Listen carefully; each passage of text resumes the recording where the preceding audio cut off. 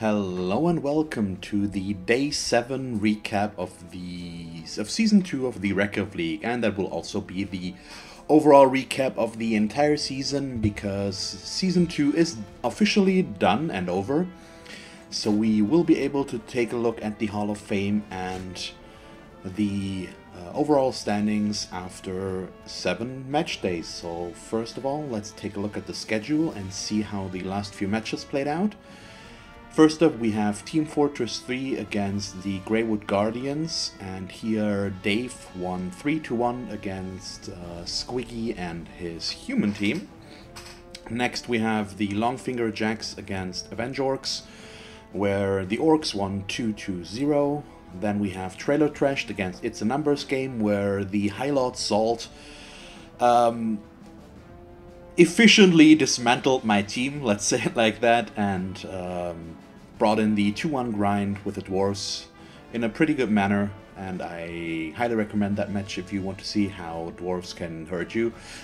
It was still a close match, but it was a good one, I think.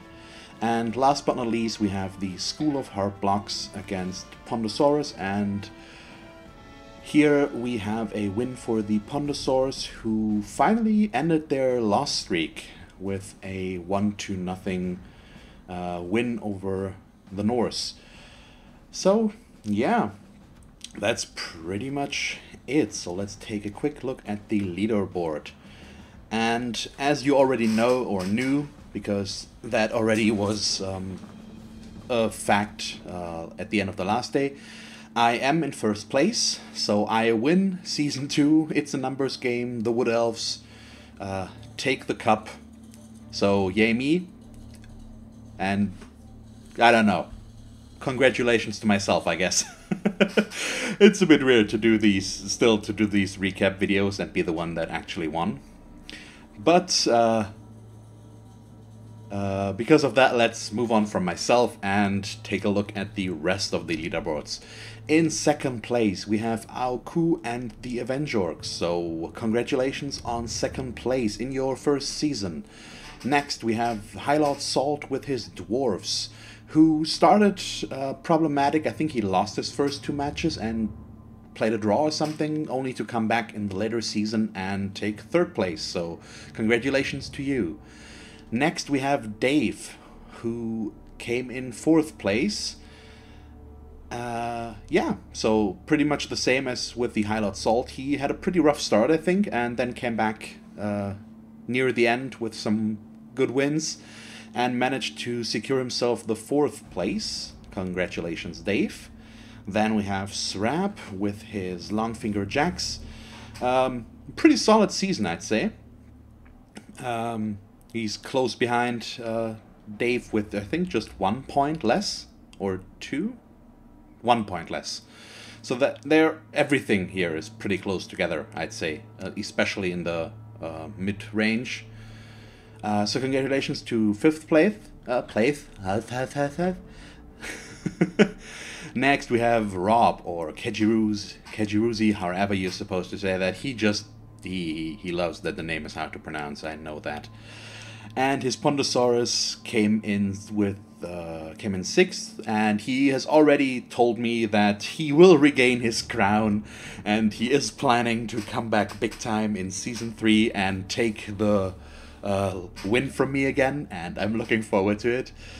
In 7th place, we do have Ibraz, who is, as far as I'm aware, going to change his team for Season 3. He's switching away from Norse, but we will see that once we get the video on Season 3. So I'm going to say a little bit about that in just a moment. And in last place, unfortunately, we do have Squiggy with his humans, who just couldn't recover from his early losses and his meager winnings to get down to pretty much the last place, unfortunately. And this is also, I think, the time to announce that Squiggy is going to leave the league. He's created a league of his own, so to speak, to get new players into playing Blood Bowl. After the World Cup, we had a good amount of new players coming in, and it being on sale in Steam helped a bit as well. And Squiggy has taken it upon himself to create a rookie league with some veterans that have some restrictions on their teams. I think Rob is playing in that league as well, to get new players to learn the game and pretty much get to know a league environment, because matchmaking is toxic, as we all know. And I'm wishing him the best with that league, and I'm really looking forward to see how that develops. So if you're interested in that league, go to Reddit. I think they're using the Blood Bowl subreddit at the moment to coordinate everything. So yeah, I highly recommend that. Because we can always use more players that are interested in playing in leagues. Okay, so that is Season 2, which leaves us with something I know Dave has been waiting for since the beginning of the season, which is the Hall of Fame. So let us move on to the Season 2 Hall of Fame, and I'm going to show everything in the top 3 first, and then we're going to switch over to see the actual numbers. So, the most experienced player is Spaghetti in Trousers from the Longfinger Jacks, followed by 5 from It's a Numbers Games, and then the High Lord by the Greywood Guardians. So let's take a quick look here. And he actually has 40 SPP after 7 matches, because the Bretonnians are a new team for SRAP, so that's quite the accomplishment. And as you can see, places 2 to 4 actually have the same SPP amount. So it's a really close race here. Okay, so let us move on to the next one, the most violent. There we have Barry Battery from Trailer Trashed, followed by the Orc Machine from Avenge Orcs, and Fantastic by Pondosaurus. So no big surprise there. It's bash teams all around, although my pie is pretty close. So this most violent, I think, is actually injuries. There's also Biggest Brute, I think, which would include ammo breaks. I think we're going to see about that in a moment. So we have Barry Battery with 5 injuries, and then the other 2 with 4. Okay. Next we have the best receivers. So here we have one of the ones that Dave is interested in. So we have the Ranger Greenleaf in first place, Spy in second, and Spaghetti in Trousers again in third place. And that is the how many passes the player received and caught, actually, I think. Which with 13 makes Ranger Greenleaf quite the obvious winner. Followed by Spy with 5, and then we have a bunch of players with 3. Okay, next we have the serial kills, so actual kills, where we once again see Barry Battery, followed by Has 3 Heals and Umami Man.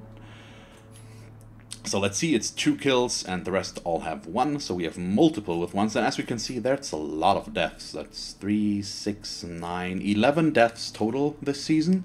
Not a bad average, I'd say, all things considering. Next we have the best interceptors, and I think there's only, well, actually 2. Okay, the Avenge Orcs managed to intercept there as well, 1. So we do have the Greywood Guardians. I think that was in my match against Dave, where he managed to intercept, but I'm not sure, but I think so. And then Orc Machine from the Avenge Orcs rolled a lucky 6, I assume. Next we have the Biggest Brutes, and yes, that's what I've been thinking about. I think that's just armor breaks. I'm not sure if it's KOs and injuries or if it's stuns, KOs and injuries, but I assume it's just armor breaks, so everything, pretty much. So let's see, here in first place we do have Fantastic by Pondosaurus. Next we have Ottar Finner, something like that, from the School of Hard Blocks, as well as Pi from It's a Numbers Game. So let us see, and okay, Biggest Brutes. So based on that, I'm going to assume it is KOs and nothing else. And as we can see, it's pretty even with the overall spread. So the first places 2 and 3 are not that special because it goes all the way to place 8. But still, congratulations to Fantastic there, who took the lead. Then we have the best throwers. So this is the category that Dave has been setting its sights on since the beginning of the season.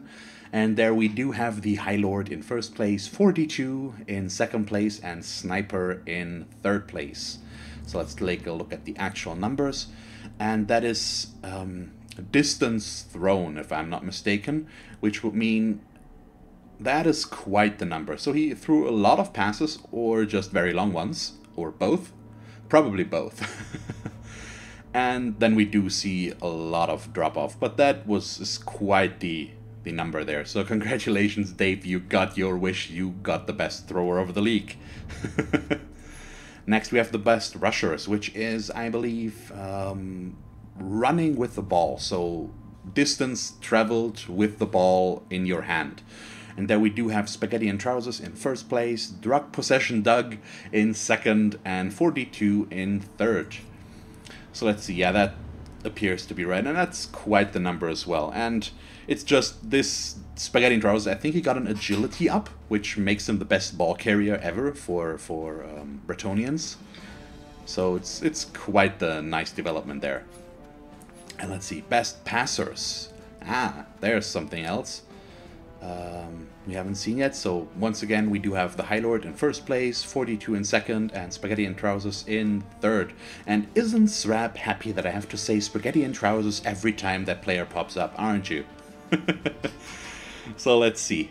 He did throw 15 passes, which is more than double what I threw with my player in second place. So that's not bad. I mean, High Elves are the pass heaviest team, I think, at the moment in the game, so there's no big surprise, but it's still a pretty big number altogether. Oh, back there. Okay, do we see best scorers? So most touchdowns scored. There we once again have Spaghetti and Trousers in first place, followed by Ranger Greenleaf. We've seen him as well. In second, and 99 in third. And this is a bit of a surprise for me because I bought him halfway through the season, but let's see. Wow. Okay, that's impressive. We do have Spaghetti and Trousers and Ranger Greenleaf with 7 touchdowns scored this season. Or is it total? I don't know if it takes, if it transfers over from season to season. I'm not sure. And then we have 99, my catcher, with 6 in third place. So I think we're getting there. Most matches played I'm going to ignore because it's all the way around. It's 7 is the best. Yeah, okay, so it's not carrying over.